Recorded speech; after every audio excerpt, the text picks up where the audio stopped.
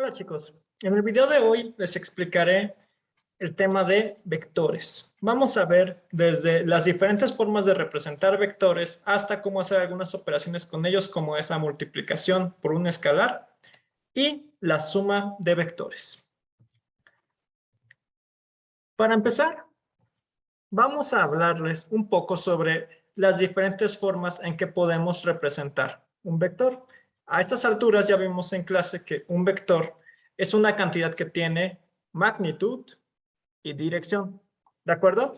Y bueno, en nuestro curso nos vamos a limitar a ver únicamente lo que son vectores en dos dimensiones, ¿de acuerdo?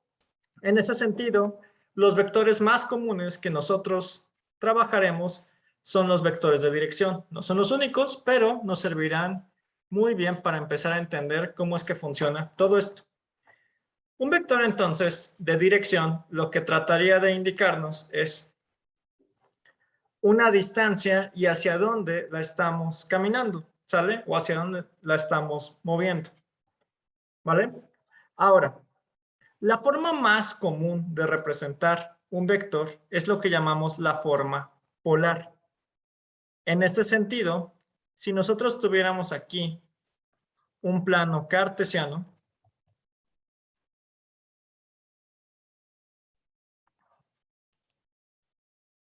el representar un vector en forma polar, que será esta flechita roja, consiste básicamente en indicar de esta flechita cuál es su magnitud, o sea, cuánto es lo que mide. Digamos que la flechita mide unos 10 metros. ¿Y cuál es su dirección? Cuando hablamos de la forma polar, esta dirección se indica con un ángulo. ¿De acuerdo? Digamos que este ángulo es de unos 50 grados. Entonces, siempre que les hable de vectores en forma polar, deben esperar estos dos datos, ¿sí? La magnitud y la dirección, representadas por un número que indica, además de la magnitud del vector, su unidad, y un ángulo que es el que nos indica la dirección. ¿De acuerdo?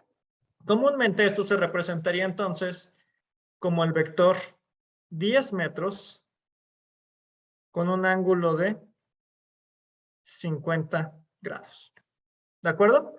Vamos aquí a anotar algunas características importantes de los vectores polares.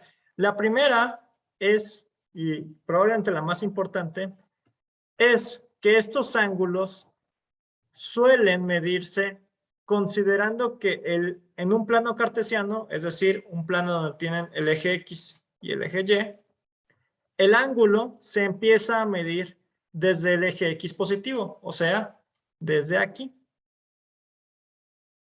¿De acuerdo? Esto para nosotros será nuestro ángulo de 0 grados. Ahora, cuando nosotros tenemos un ángulo positivo, vamos a abrir este ángulo en sentido contrario a las manecillas del reloj. Si no recuerdan cómo se mueve un reloj, aquí les hago un dibujito. Digamos que tenemos este reloj por acá. Y sus manecillas giran en este sentido. ¿Sale? Bueno, en este caso, cuando tenemos que un vector tiene un ángulo positivo, el ángulo va a abrir en el sentido contrario a las manecillas del reloj, es decir, va a abrir hacia acá. ¿De acuerdo? Ahora, un vector en forma polar también puede tener un ángulo negativo. Cuando tiene un ángulo negativo, lo que ocurre es que empezamos del mismo cero, desde el eje X, sin embargo, vamos a abrir hacia abajo. ¿Ok?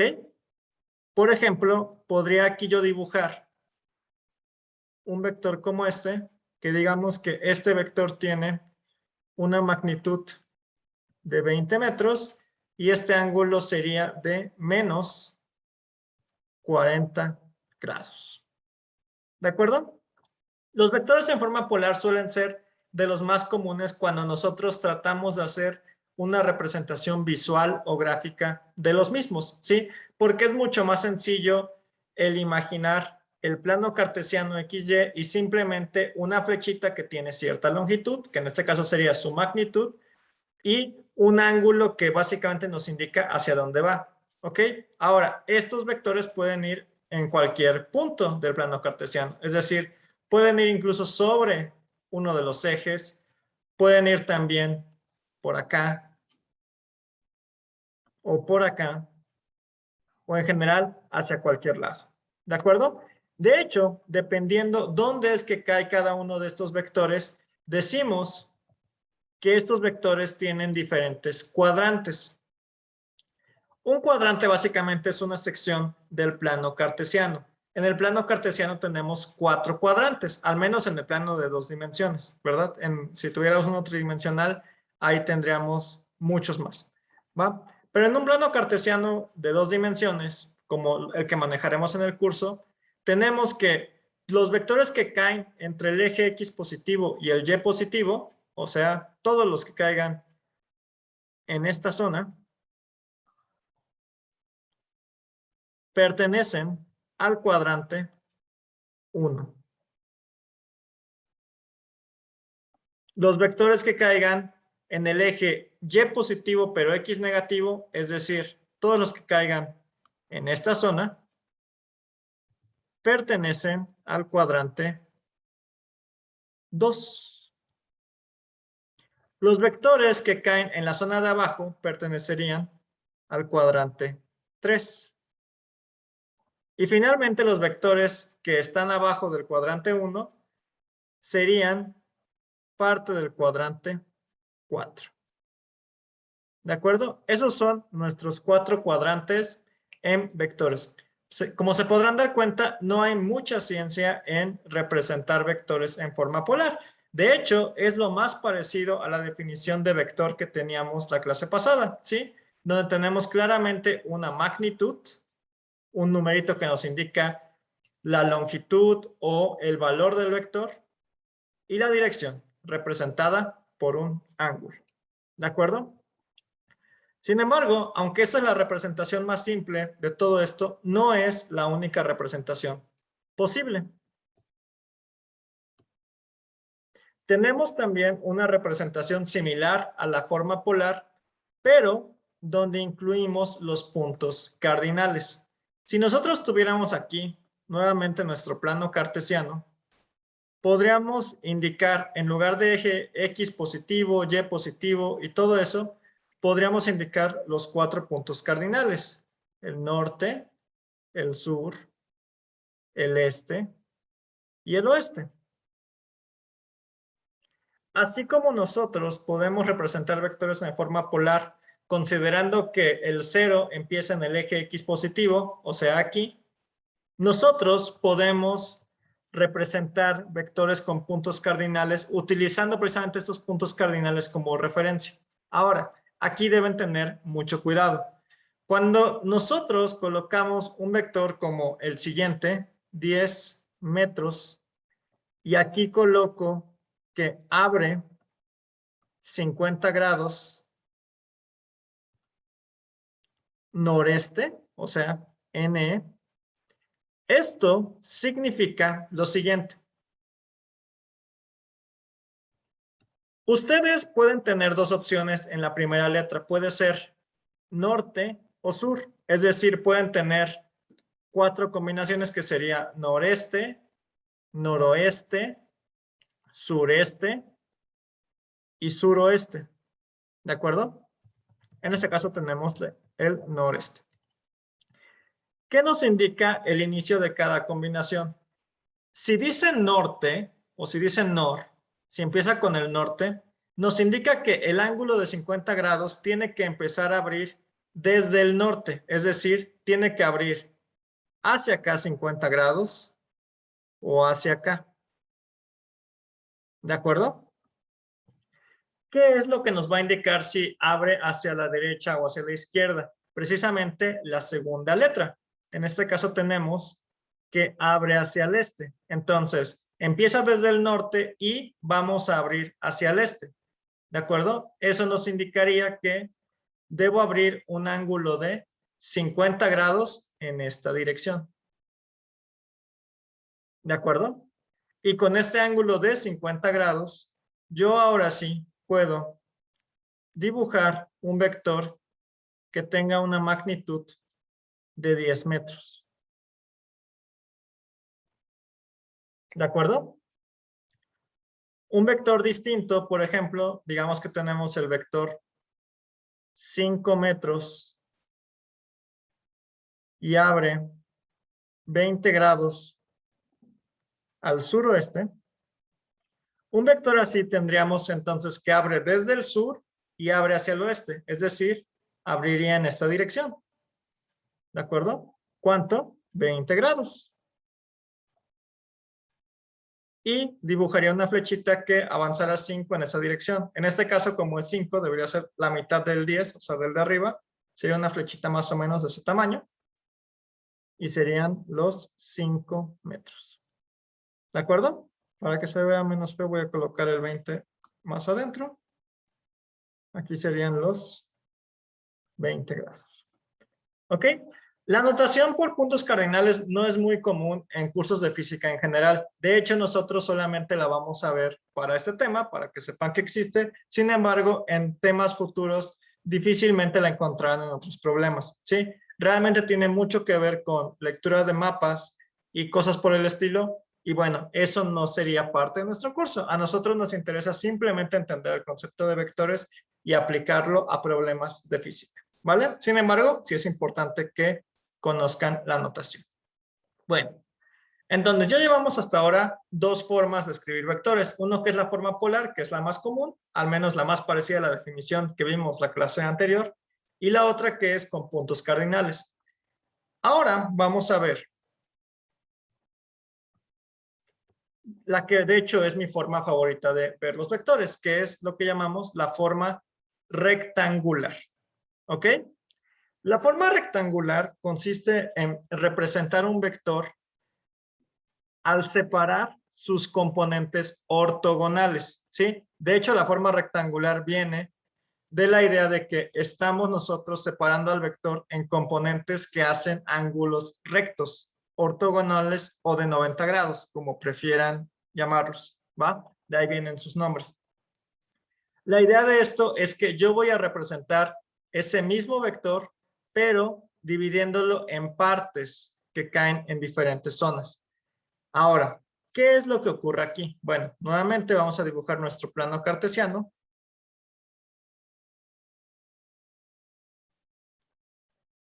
Y vamos a empezar dibujando lo que sería un vector en forma polar. ¿De acuerdo?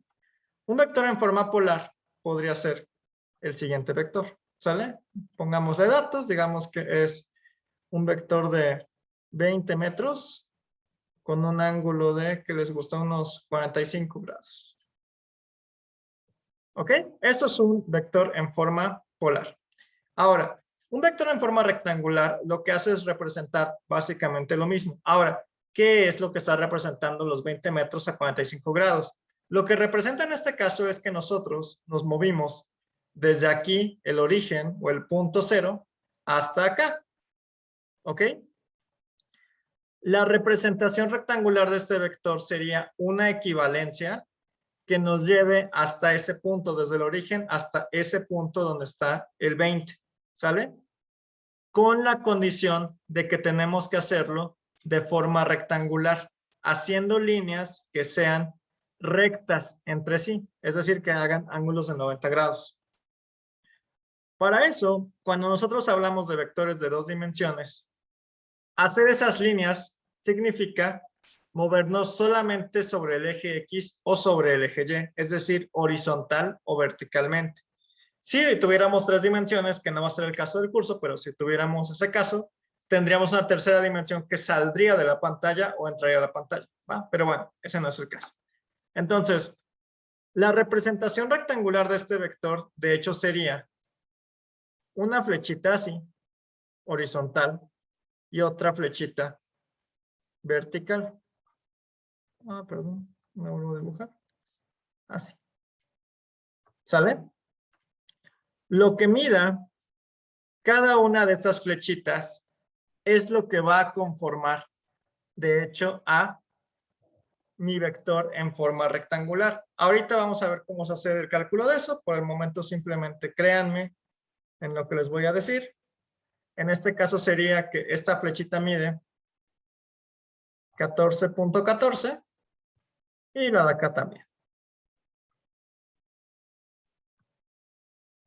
Entonces, una forma alterna de escribir el vector polar de 20 metros 45 grados sería escribirlo como 14.14 y 14.14. ¿Ok? En este caso, como es ángulo de 45 grados, vale lo mismo. Pero ahorita vamos a llegar a ese asunto de cómo calcular. Ahora, poner esos 14, pues puede ser un poco confuso, ¿sí? Porque estamos viendo ahí un montón de numeritos y puede que de inicio no entendamos exactamente a qué se refiere si yo simplemente escribo eso. Debido a esto es que vamos a utilizar dos tipos de notación específico cuando representamos en forma rectangular, ¿de acuerdo? Una forma que es quizá la más común en los cursos de secundaria y primaria es utilizar lo que son las coordenadas. En otras palabras, yo representaría esto como si fueran coordenadas. Es decir, le pondría aquí un paréntesis y escribiría 14.14, 14.14.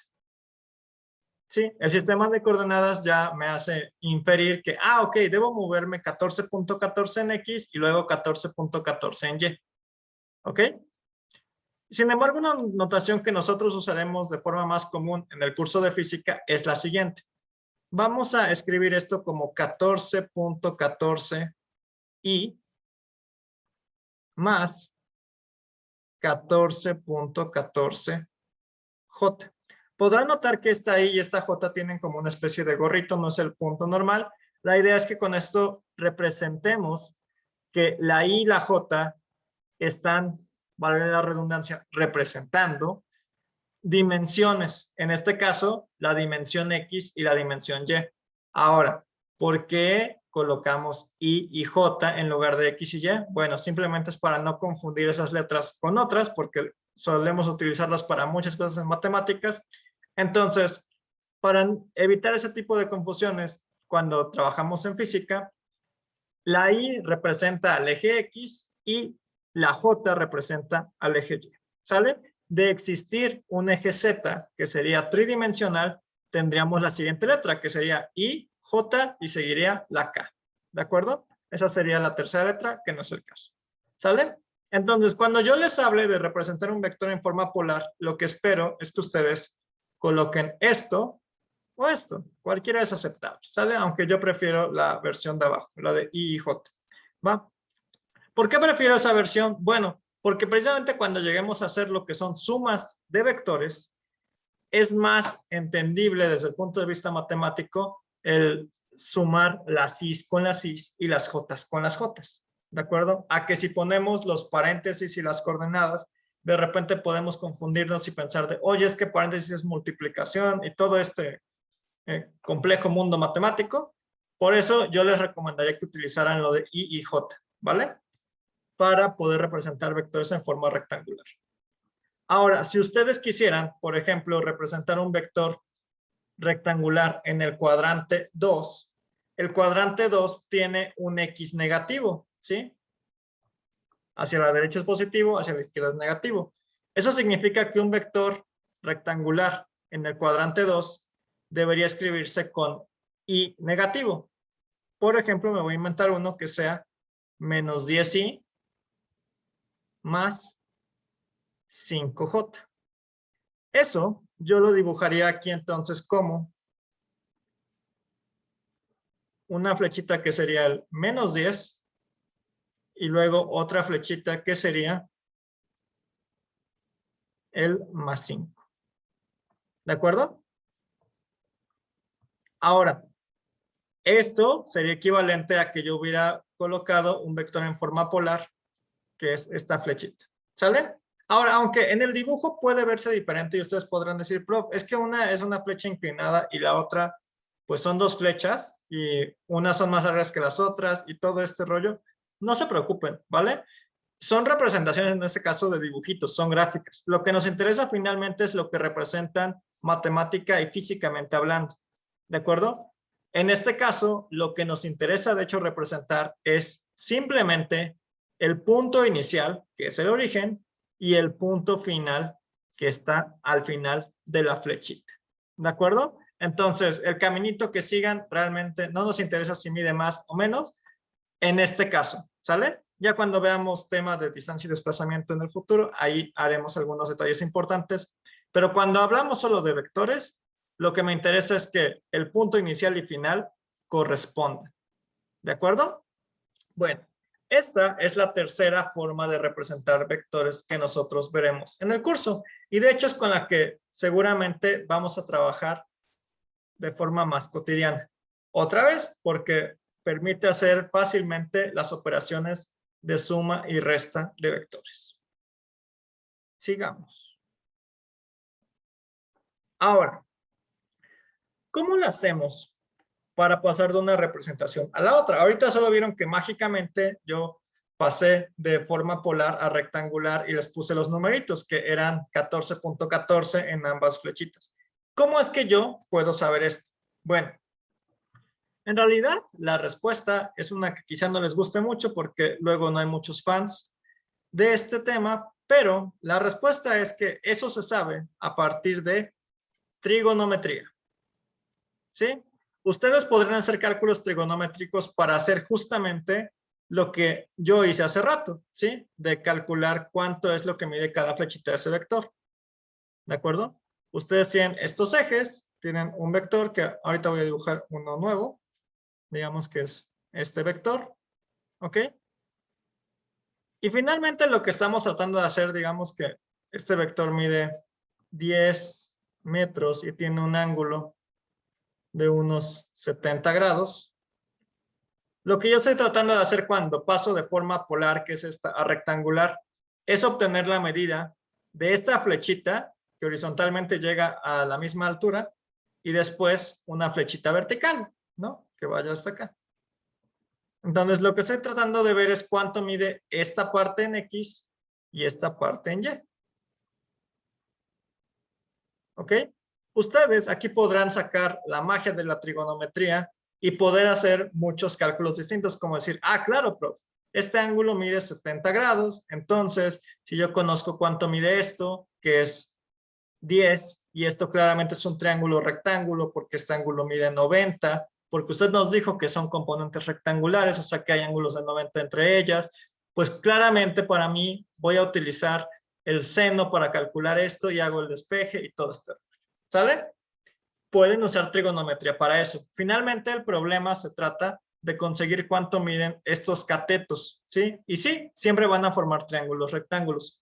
Sin embargo, como este no es un curso de matemáticas y mi punto no es que se quiebren la cabeza haciendo esos cálculos, sino que puedan y sean capaces de aplicarlos, les voy a explicar brevemente un método que es fácilmente mecanizable y que les va a permitir sacar los vectores de forma mucho más rápida. Insisto, si son buenos en trigonometría y les gustan las matemáticas, pueden aplicar las funciones trigonométricas, es decir, pueden aplicar seno, coseno, tangente y lo que gusten, no hay ningún problema. Pero si no quieren quebrarse tanto la cabeza, pueden seguir la siguiente serie de reglas que les voy a colocar y créanme que van a llegar a los mismos resultados. ¿Sale? ¿Cómo hacemos esto? Bueno, esto es bastante sencillo. Lo que tienen que hacer en general para pasar de un vector polar a rectangular, numéricamente hablando, simplemente es, primer paso, calcular o verificar que el ángulo de ese vector en forma polar parta desde el eje X positivo, o sea, desde aquí. Desde aquí se cuenta el 0. En este caso, y voy a borrar un poco las flechitas para que no nos estorben, vemos que el ángulo de 70 grados sí está medido desde el eje X positivo, o sea que este paso número 1 ya lo logramos. Ahora, ya que comprobamos eso, obtener el componente X o Y, como lo quieran llamar, y el componente Y o J, simplemente se hace con esto. Para el componente X o Y, ustedes tienen que utilizar el coseno del ángulo y multiplicarlo por la magnitud. En otras palabras, para obtener la parte en X, aquí lo voy a poner como si fuera una tablita. Para obtener la parte en X de este vector, ustedes tendrían que hacer la operación de 10, porque son los 10 metros, multiplicado por el coseno del ángulo, que en este caso son 70 grados. Y para obtener la parte en Y, tendrían que hacer lo mismo, pero con el seno de 70 grados. ¿Ok? Si ustedes hacen estos cálculos, permítanme un momento para hacerlos yo. Esto les dará que la parte en X es 3.42 y la parte en Y es 9.39. ¿De acuerdo? Y listo. ¿Ok? Bueno, no se les olvide, para que esté bien en notación tienen que ponerle paréntesis y comas o, lo que yo prefiero, y J. ¿Ok? No importa dónde esté el vector. Se puede aplicar el mismo principio. Y de hecho, ya cuando mecanizan esto, ya ni siquiera es necesario que escriban esto, ¿sí? Ya de forma automática dicen, ah, claro, es simplemente parte en I, 10 coseno de 70, parte en J, 10 seno de 70, ¿sí? Y se acabó el asunto. Voy a hacer otro ejemplo aquí para que se den cuenta que estas reglas pueden aplicar en cualquier contexto, ¿sí? Digamos que tengo aquí el vector menos 30 grados y tiene una magnitud de, ¿qué será? Bueno, unos 15. ¿Sale? Para calcular cuáles son sus componentes, puedo seguir la misma regla. En este caso sería 15 coseno de menos 30. Esto sería para mi parte en X y 15 seno de menos 30. Esto sería para mi parte en Y. Hago la operación, vamos a ver cuánto nos da. 15 coseno de menos 30 y eso me da 12.99 en I. Y el otro me daría menos 7.5 en J. Y aquí se preguntarán, prof, ¿debo meter el signo en el coseno y el seno? Sí, de hecho, es una gran ventaja meter el signo, porque al meter el signo, en automático el resultado les va a dar el signo correcto de cada una de las componentes. En este caso, la componente Y debe ser positiva. ¿Por qué? Pues porque el vector está del lado derecho, hacia la X positiva, ¿sí? Mientras que la componente J debe ser negativa porque está abajo, ¿ok? Es decir, en la parte de Y negativa. La calculadora lo hace ya en automático, ¿vale? Y no importa si le meten aquí ángulos mucho más grandes, ¿sí? Por decir algo, si ustedes colocan un vector como este y dicen que el ángulo de aquí a acá es de unos 150 grados y que esto mide unos 9, también va a funcionar, ¿sí? El procedimiento es el mismo. Para el X es 9 coseno de 150 y para el Y es 9 seno de 150. No hay mayor ciencia en eso. Pero tengan cuidado, porque lo que luego se les olvida es hacer el paso número 1, ¿sí? Luego, los profesores de física somos malvados, queremos confundirlos y reprobarlos. Y entonces, lo que hacemos es colocar ángulos que no están medidos o referenciados desde el eje X positivo. Les pondré un ejemplo. Justamente como veíamos que a veces los ángulos pueden medirse desde el norte o el sur, digamos que yo les pongo este vector que les digo que mide 20 y el ángulo de aquí es de unos 40 grados. Aquí tendrían problemas, chicos. ¿Por qué? Pues porque no están cumpliendo con la regla número 1, que dice que el ángulo tiene que venir desde el eje X positivo, o sea, desde acá.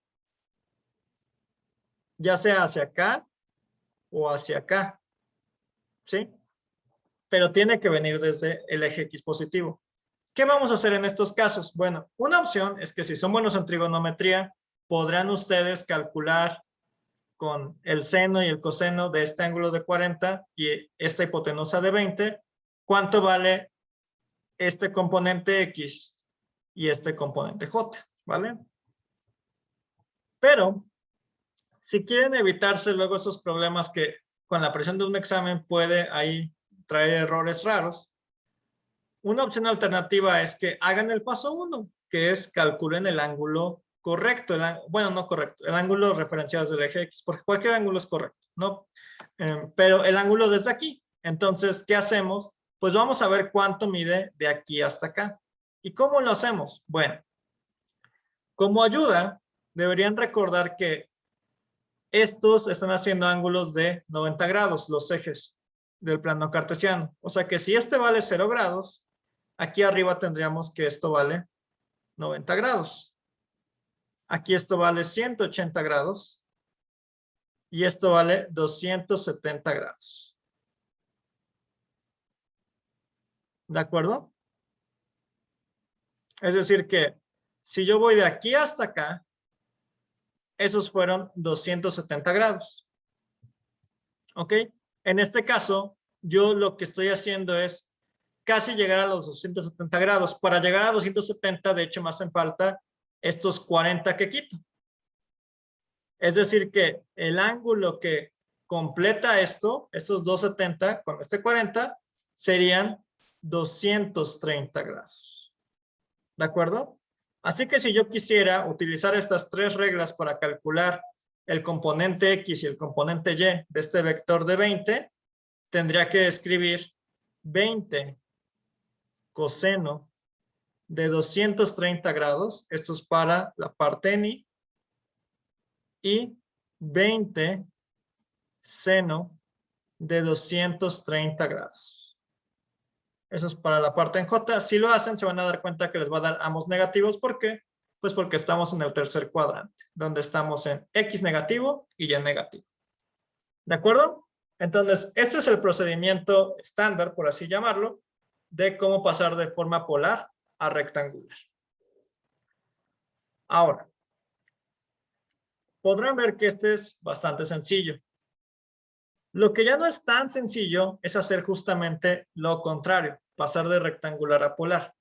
Y eso es porque van a tener que hacer operaciones un poquito más complejas. No tanto, o sea, pero sí un poquito más.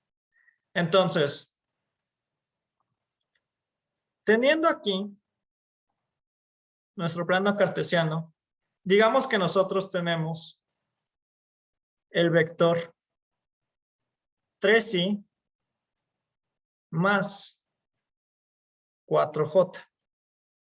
Eso yo lo tendría que dibujar aquí como 3i, o sea, hacia acá, y luego 4j. ¿De acuerdo?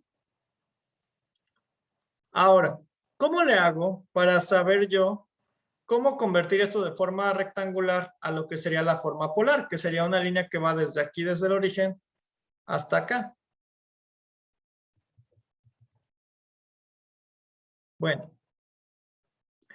tenemos que hacer 3 pasos, básicamente. El primer paso es aplicar el teorema de Pitágoras para calcular la hipotenusa, es decir, este lado del triángulo rectángulo que se está formando aquí, ¿sí? Este es mi primer cateto, este es el segundo cateto y esa es la hipotenusa. Si no lo recuerdan, el teorema de Pitágoras dice que la hipotenusa C elevada al cuadrado equivale a la suma de los dos catetos A y B elevados cada uno al cuadrado. En otras palabras, esa hipotenusa que no sé, elevada al cuadrado, es igual a 3 al cuadrado más 4 al cuadrado. De aquí podrían terminar el despeje y para quitar el cuadrado de la hipotenusa tendríamos que sacar la raíz cuadrada de 3 al cuadrado más 4 al cuadrado. ¿Sí? Esto aplica en general para cualquier vector. De hecho, es algo estándar. ¿Sí? No importa si los vectores estén en otro cuadrante, digamos que estén por acá. o por donde sea. Para ustedes calcular la hipotenusa, o en otras palabras, la magnitud de su vector, lo que tienen que hacer es sacar la raíz cuadrada de la suma de los cuadrados de cada cateto, o en otras palabras, de cada componente de su vector, ¿sí? Si tuvieran ustedes, por ejemplo, el vector menos 10i más 15j, la magnitud de su vector, o sea, esa hipotenusa, sería equivalente a la raíz cuadrada de menos 10 al cuadrado. Aguas que al elevarse al cuadrado se va a quitar ese signo negativo, más 15 al cuadrado. ¿De acuerdo? Y así es como consiguen el valor de la magnitud. ¿Ok? ¿Qué se pueden aprender? Se pueden aprender esta pequeña formulita. ¿Sale? Yo normalmente la escribo como que la magnitud que se representa con estas líneas que son de valor absoluto de el vector B o un vector cualquiera se suele representar con una letra y una flechita arriba, sería igual a la raíz cuadrada de lo que sería la parte en i al cuadrado más la parte en j al cuadrado. ¿De acuerdo? Así es como nosotros conseguimos la magnitud. Ahora, una vez que conseguimos este valor, que de hecho en este caso sería la raíz cuadrada de 9 más 16, es decir, esto les da 5. Eso sería la magnitud de este vector. Ya que conseguimos la magnitud, lo que nos falta ahora es la dirección. La dirección es un problema un poco más complicado, ¿de acuerdo? Porque nuestras calculadoras tienen limitaciones. Y aunque eran bien poderosas para poder calcular los signos correctamente cuando pasábamos de polar a rectangular, en este caso no ocurre lo mismo cuando tratamos de calcular el ángulo de este vector, que en este caso sería este ángulo, ¿sí? Aquí ya sabemos que la hipotenusa vale 5, entonces ya sabemos que este vale 5, ¿sale? ¿Qué pasa para calcular el ángulo? Bueno, tenemos que hacer dos pasos. El primer paso que pueden mecanizar es calcular la tangente inversa o tangente a la menos 1 del componente y, o sea, la parte y o j, que sería 4, dividido entre la parte en x o en y, que sería 3. ¿Ok? Si ustedes hacen esto, la tangente inversa de 4 tercios, el resultado que obtendrán sería de 53.13 grados. ¿Ok? Que de hecho es el valor de este ángulo y con esto habrían terminado el problema. Y entonces dirán, prof, ¿y para qué puso esta tercera instrucción? Si ya en 2 pasos se hace, solamente hay que calcular la magnitud y la dirección con esto. Y ya la hicimos, ¿no? Ya vámonos a dormir temprano. Bueno, pues no. Porque aquí ocurre un problema cuando tenemos un vector similar a este, por ejemplo, pero en otro cuadrante. Digamos, por ejemplo, que tenemos este mismo vector, pero en el cuadrante 2. ¿Ok? En el cuadrante 2 tendríamos que aquí sería menos 3i y el otro sí seguiría siendo 4j. ¿De acuerdo? Lo que va a ocurrir aquí es que cuando yo calcule la magnitud va a seguir dando lo mismo, es 5 y eso es correcto, ¿sí? Finalmente aplico la raíz cuadrada de 3, bueno, de menos 3 al cuadrado, que es 9, y de 4 al cuadrado, que es 16, eso me da 25 y su raíz cuadrada es 5, ¿sale? Eso sigue dando igual. El problema es con el ángulo. Si ustedes ingresan a su calculadora tangente a la menos 1 de 4 tercios negativos, porque es menos 3, e ingresan esto a su calculadora, en un minuto para que me coloque aquí, les va a dar que el ángulo es de menos 53.13 grados. Pero esto es incorrecto. ¿Por qué? Ese ángulo sí existe, pero ese ángulo sería, como vimos al inicio, cuando vimos los vectores polares, se mediría desde aquí, o sea, menos 53. Sería un ángulo como por acá. Eso significaría que es un vector por acá, en el cuarto cuadrante, no en el segundo. Eso es un problema. ¿De acuerdo?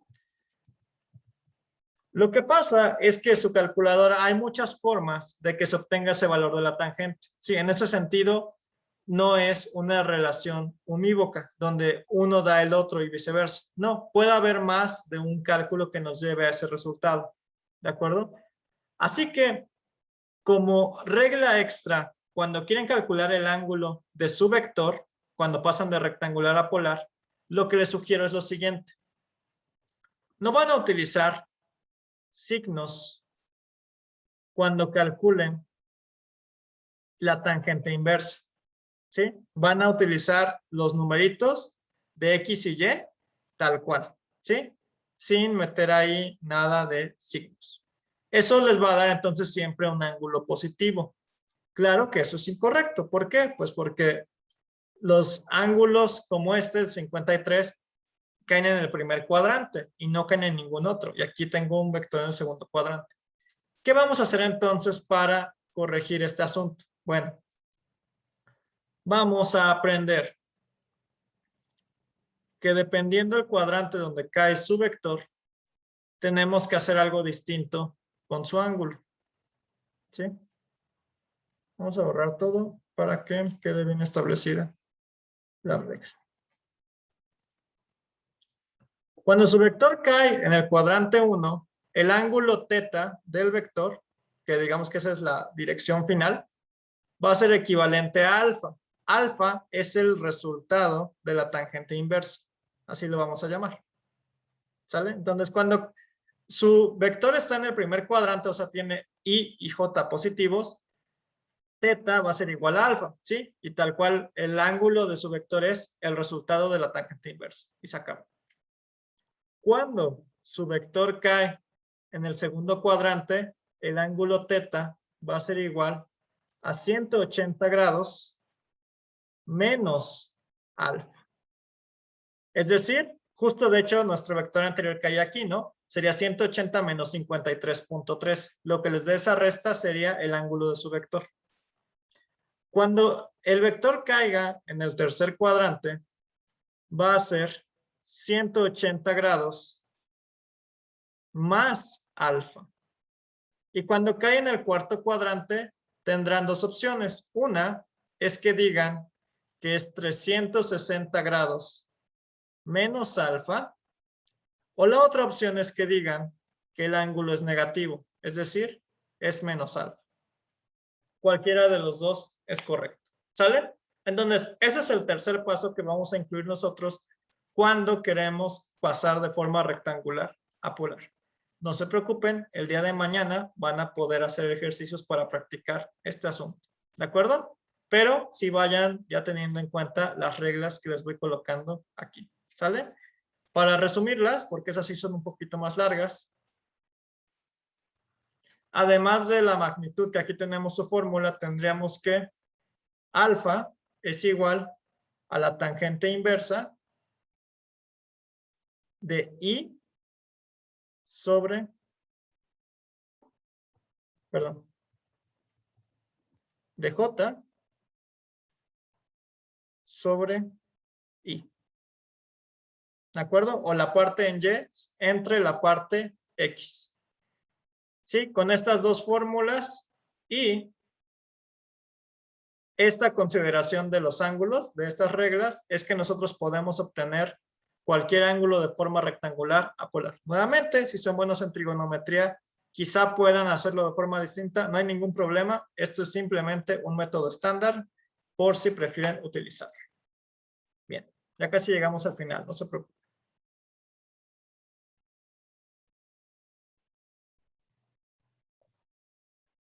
Muy bien.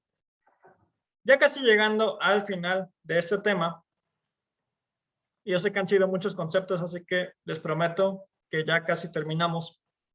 Vamos a hablar de lo que es una suma de vectores, ¿de acuerdo? Una suma de vectores no es otra cosa más que obtener el resultado de hacer varios vectores o seguir varios vectores en cualquier orden, ¿sí? En ese sentido, hay dos formas comunes de hacer sumas de vectores. Una que se llama sumar vectores por lo que son métodos gráficos y otra que es utilizar métodos analíticos o, en otras palabras, numeritos. ¿Saben? Vamos a empezar aquí mencionando brevemente qué es el método gráfico. En realidad, no lo vamos a utilizar en nuestro curso, simplemente es porque a veces se los pueden preguntar en algún examen de admisión. Los métodos gráficos consisten básicamente en dibujar los vectores en un plano cartesiano, ¿sí? Los métodos más populares son el que se llama método poligonal o del polígono y el método del paralelogramo. Les voy a explicar brevemente en qué consiste cada uno. El método del polígono o poligonal consiste en que si quieren sumar vectores, lo que van a hacer es dibujar los vectores que quieren sumar uno encima del otro, uno al final del otro. Digamos que este es mi primer vector, esta flechita roja, y luego le voy a sumar la siguiente flechita. La voy a colocar entonces justo donde terminó y ahí dibujo el siguiente vector. Digamos que luego tengo otra flechita por aquí. ¿Sale? Y así ustedes pueden aquí ir haciendo cualquier figura. Se llama del polígono o poligonal porque lo que están haciendo en realidad es como una especie de figura de varios lados. ¿Ok? Cuando ustedes llegan al último vector que suman, que digamos que es este, lo que van a hacer es dibujar un vector que va desde el origen, desde el inicio, hasta el punto final. A este vector que acabo de dibujar se le llama vector resultante. ¿Sí? Y es básicamente el resultado de seguir todas las demás flechitas. Básicamente lo que nos dice es que una opción para llegar a este punto final es seguir cada una de las flechitas que dibujé primero, o la otra opción es simplemente caminar desde el origen hasta acá en esa dirección. Y se acabó. ¿Sale? A eso le llamamos vector resultante y esto se llama método del polígono. El método del paralelogramo es similar en la cuestión de que se utiliza también una gráfica, ¿de acuerdo? Sin embargo, es un poquito más raro y de hecho es poco práctico. En el método del paralelogramo, lo que hacemos nosotros es que tenemos que ir sumando vectores de dos en dos. Digamos que quieren sumar este vector con este vector, ¿sale? En lugar de que yo dibuje este vector al final del otro y trace al final una flecha que vaya de un punto al otro, del inicio hasta el final, lo que voy a hacer es dibujar vectores espejo. Este vector rojo que dibujé, lo voy a volver a dibujar donde termina este otro vector. Y lo voy a dibujar de forma paralela. O sea, voy a dibujar una flechita que básicamente es paralela a mi vector rojo. ¿Sale? Voy a hacer lo mismo con el otro vector, solamente que, pues, este sería aquí, ¿no? Una paralela a ese vector, que sería algo así. ¿Sale? Donde ustedes crucen estas dos líneas paralelas que dibujaron, van a marcar ese punto. Ese punto es el resultado de la suma. ¿De acuerdo? Y para dibujar el vector resultante, lo que tendrían que hacer entonces es trazar una línea desde el origen hasta ese punto para obtener el vector resultante. Pueden borrar después estas líneas y ese es su vector resultante. ¿Cuál es el problema del método del paralelogramo? Bueno, además de que tienen que hacer muchas más líneas, porque pues tienen que ir haciendo ahí las líneas paralelas y unir puntos, es que tienen que sumar vectores de dos en dos. Si quieren hacer una suma como la que les puse aquí a la izquierda, tendrían ustedes que hacer muchos paralelogramos e ir borrando porque se van a ir encimando poco a poco. ¿Sale?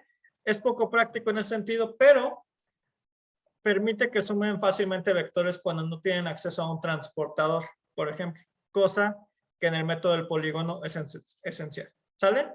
Estos son métodos gráficos y reitero, no los usaremos en el curso, simplemente es conocerlos por cultura general. Ahora sí, Para cerrar el día de hoy, vamos a hablar de la suma de vectores de forma analítica, es decir, utilizando numeritos. La suma de vectores de forma analítica es bastante sencilla.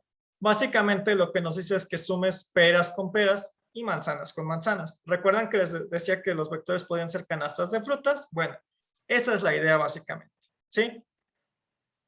Lo que tenemos que hacer es pasar todos los vectores que queremos sumar a su versión rectangular, es decir, a sus componentes. Es como separar la fruta de la canasta, ¿sale?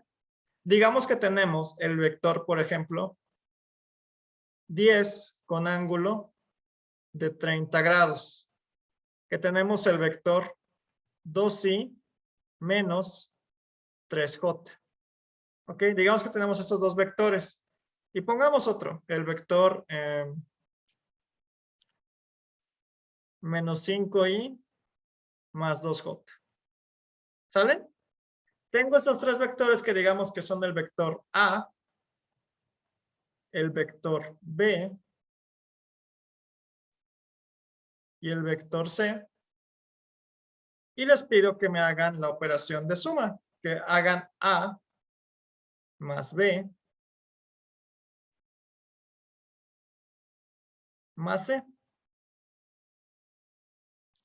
El método analítico lo que nos dice que hagamos es que tenemos que pasar todos los vectores primero a su forma rectangular. ¿Ok? En este caso, B y C ya están en rectangular. Solo me hace falta pasar 10 ángulo de 30 a forma rectangular. Para esto me puedo aprovechar de que ya viene en ángulo estándar. Entonces, voy a calcular la parte en X o en Y como 10 coseno de 30. Eso me da 8.66 en Y. Y la parte en J o en Y sería con el seno, que es 5j. ¿Sale? Ya tengo entonces mis tres vectores en forma rectangular. Y ahora es lo que les decía. Suman peras con peras y manzanas con manzanas. Lo que vamos a hacer es simplemente sumar las i's con las i's y las jotas con las jotas. En este caso, ustedes pueden escribirlo ya sea de forma apilada, es decir, los tres vectores uno encima del otro. Como se acordarán, se hacían las sumas en la primaria.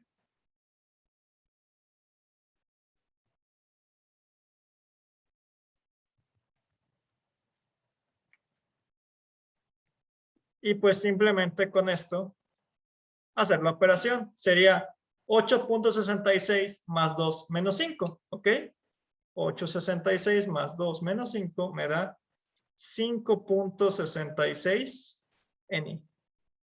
Y por el otro lado tendríamos que sería 5 menos 3 más 2 me da 4 en J. Y listo. No hay mayor problema. ¿De acuerdo? Básicamente eso consiste en hacer una suma de vectores por el método analítico.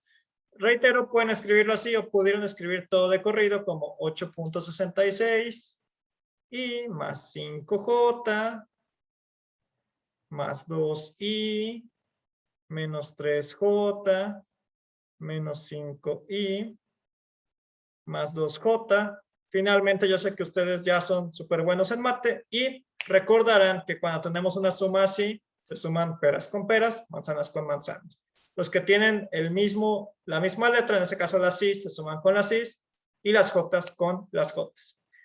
Cabe aclarar aquí, chicos, que se pueden dar cuenta que hay partes de los vectores componentes que son negativos. Está bien. El que yo diga suma de vectores no se refiere a que los vectores van a ser siempre positivos en todos sus componentes. No, pueden tener valores negativos. Y de hecho, también se pueden hacer operaciones como la resta y se seguirá llamando suma de vectores. Por ejemplo, digamos que es A menos B más C. ¿Ok? En este caso, se hace exactamente lo mismo, con la pequeña diferencia que este vector, como es menos b, Cuando yo lo pongo como menos b, tengo que cambiar sus signos justo a lo contrario. Sería menos 2i más 3j. Todo lo demás se queda igual. ¿De acuerdo? Y la suma se hace igual. Entonces, cuando tengan en una suma de vectores signos negativos, lo único que tienen que hacer es cambiar todos los signos de las componentes de ese vector. ¿Por qué? Recuerden que estamos hablando de el sentido. Recuerden que cuando hablábamos del sentido era que si era positivo o negativo, pues básicamente es que lo hagas todo al revés. ¿Vale? Y para cerrar, solamente mencionaré que en el caso que alguno de estos vectores, por ejemplo, tuviera un número junto como este A, digamos que la tiene un 2, esto significa que hay que multiplicar cada componente del A por 2. O sea, tendrían que en lugar que escribir 866, tendrían que hacer 866 por 2, que eso les da